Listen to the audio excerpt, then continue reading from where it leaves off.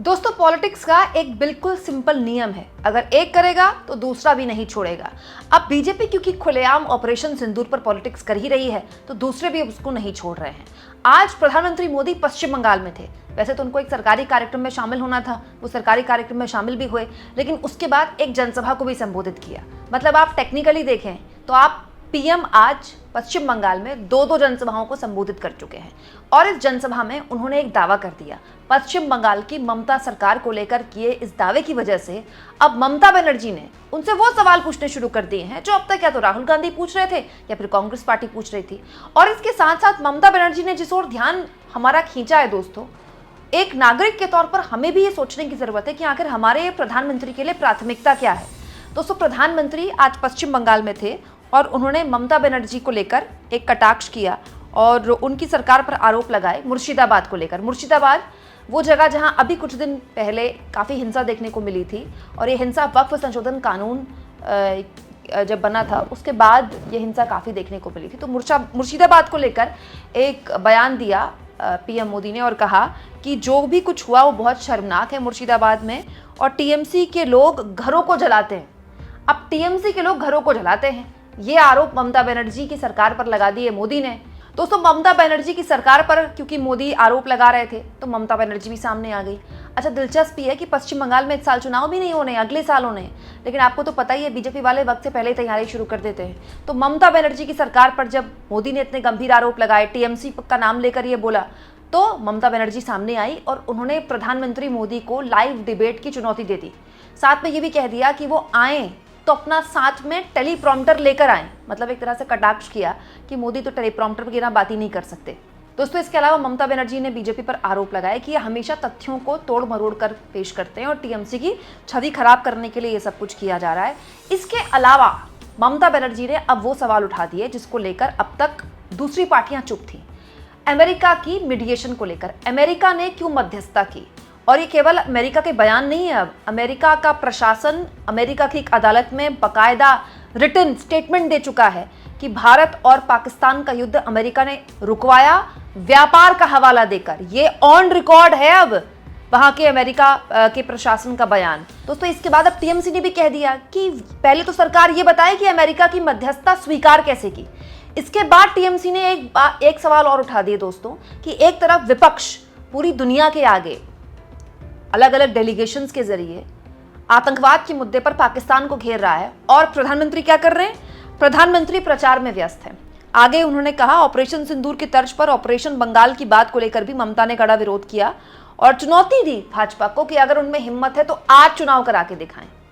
अब ममता बनर्जी ये कह रही हैं बीजेपी के लिए कि अगर हिम्मत है तो आज चुनाव करा के दिखा दें, इतना कॉन्फिडेंस है ऑपरेशन सिंदूर को लेकर। तो अब चुनाव तो खैर अभी होने नहीं है, अगर देश में चुनाव की बात कर रही है ममता बनर्जी तो, और पश्चिम बंगाल में भी अगले साल होने हैं।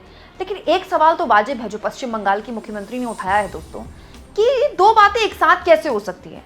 प्रधानमंत्री मोदी का काम विपक्ष के बिना चलता भी नहीं। विपक्ष के नेताओं ने ही इस वक्त पूरी दुनिया में डेलीगेशन जा जाकर मजबूती से बात रख रहे हैं अपनी। आप चाहे प्रियंका चतुर्वेदी देख लीजिए, शिवसेना की सांसद दोस्तों, चाहे एमआईएम के अध्यक्ष असदुद्दीन ओवैसी देख लीजिए, चाहे आप शशि थरूर देख लीजिए जिनको लेकर आजकल बीजेपी इतना नाच रही है कि क्या पूछें।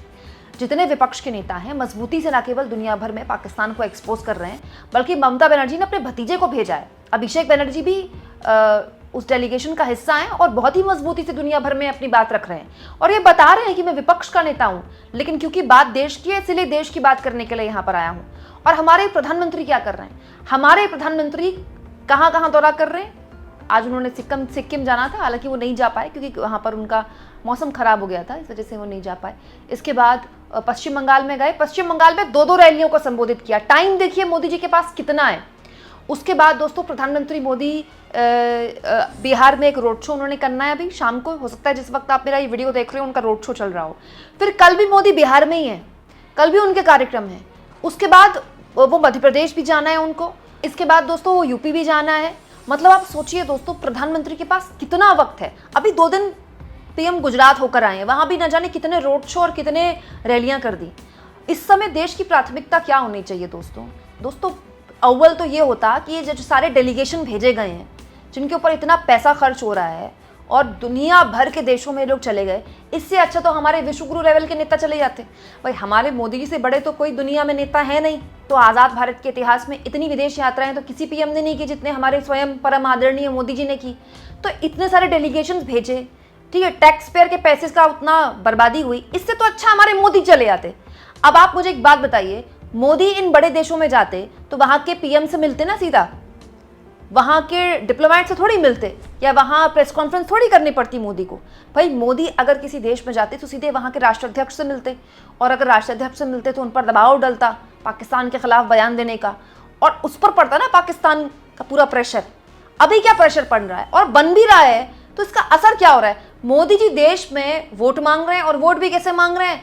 घर घर सिंदूर पहुंचा के वोट मांग रहे हैं, बड़े बड़े पोस्टर छपाए जा रहे हैं, उसमें बात सेना की है लेकिन सेना का कोई चेहरा नहीं दिखाई दे रहा, केवल मोदी का चेहरा दिखाई दे रहा है।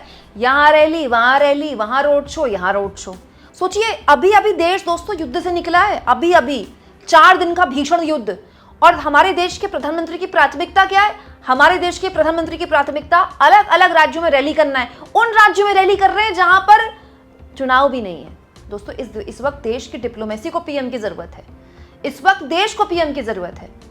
अच्छा, बोल भी रहे हैं पीएम, दिन में इतनी रैलियां कर रहे हैं, लेकिन बोलने वाली बात नहीं बोल रहे हैं। अब तक पीएम देश को नहीं बता पाए हैं मजबूती से कि सीज फायर क्यों किया। दोस्तों पाकिस्तान ने सफेद झंडा दिखाया, पाकिस्तान के डीजीएमओ ने फोन किया तो मान गए। पाकिस्तान के डीजीएमओ की बात का इंतजार कर रहे थे क्या? पाकिस्तान के डीजीएमओ के पास क्या अधिकार है? युद्ध उन्होंने तो शुरू नहीं किया था, आतंकवादी हमला उन्होंने तो करवाया नहीं था। तो क्या हमारा उद्देश्य पूरा हो गया? अचानक ऐसा क्या हुआ कि सीज फायर का ऐलान किया गया? और सीज फायर का ऐलान अमेरिका की तरफ से क्यों आया? और अमेरिका का प्रशासन वहां जो कोर्ट में बयान दे रहा है ऑन रिकॉर्ड कि भाई ये तो व्यापार की धमकी देकर हमने बंद करवाया युद्ध, उसको लेकर क्या सच्चाई है? उस पर कोई बयान नहीं आया है, लेकिन बयान उसको छोड़कर हर मुद्दे पर आ रहा है।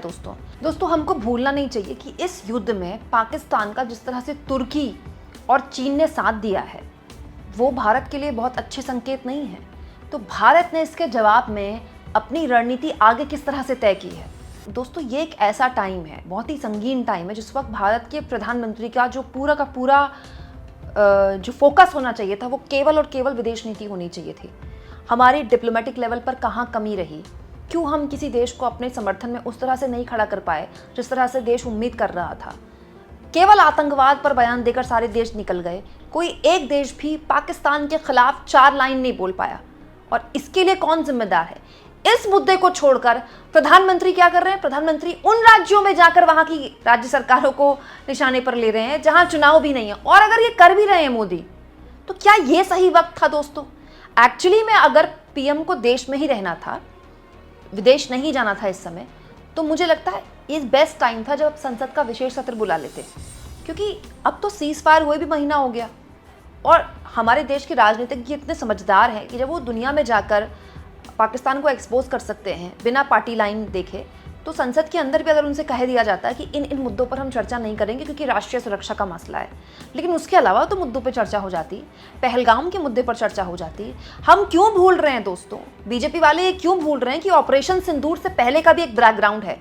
बैकग्राउंड ये कि पहलगाम में आतंकी हमला हुआ था, वो आतंकवादी आज तक नहीं पकड़े गए हैं। इसके अलावा बीजेपी वाले भूल जाते हैं ऑपरेशन सिंदूर के बाद सीज फायर भी हुआ था। बीजेपी वाले चाहते हैं केवल ऑपरेशन सिंदूर पर चर्चा हो। लेकिन दोस्तों अब कांग्रेस के अलावा ममता बनर्जी वो विपक्षी दल हैं जो मोदी को वैसे ही आईना दिखाना शुरू कर चुकी हैं जैसे कि कांग्रेस पार्टी दिखा रही थी। दोस्तों मैं डे 1 से आपको ये बात बोल रही हूँ, अब तो खैर बाकी लोग भी खुलकर ये बात बोल रहे हैं, लेकिन ये बात जिस दिन सीज फायर हुई मैंने उसी दिन आपको ये बात बोल दी थी कि जब जब ऑपरेशन सिंदूर का जिक्र होगा, सीज फायर का जिक्र होगा, अगर मोदी देश के अलग अलग राज्यों में जाकर ऑपरेशन सिंदूर पर पॉलिटिक्स करेंगे, अपनी पीठ थपथपाएंगे, तो वो याद रखें विपक्ष बार बार उनसे सवाल पूछेगा कि अमेरिका की मध्यस्थता क्यों स्वीकार की, अमेरिका से कौन सी डील हुई, और यही मोदी फंस जाएंगे। मोदी की पूरी राजनीति इस वक्त मुश्किल में पड़ सकती है अगर वो हद से ज्यादा इस ऑपरेशन सिंदूर का दोहन करें, राजनीतिक दोहन, क्योंकि ऑपरेशन सिंदूर का राजनीतिक दोहन मोदी की एक ऐसी छवि बना सकता है जिसमें वो केवल उस मुद्दे पर बोलते हैं जो उनको सूट करता है।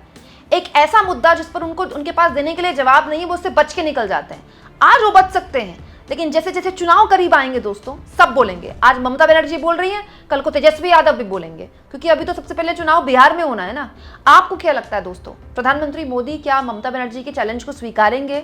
वो लाइव डिबेट में आएंगे ममता बनर्जी के साथ विद टेलीप्रॉम्प्टर, या अभी चुनाव कराएंगे? कमेंट बॉक्स में जरूर लिखें दोस्तों, और जितना हो सके चैनल को शेयर करें, सब्सक्राइब करें, और थैंक्स और ज्वाइन के ऑप्शन से दोस्तों अगर आप चाहें तो कुछ आर्थिक मदद भी चैनल की जरूर करें।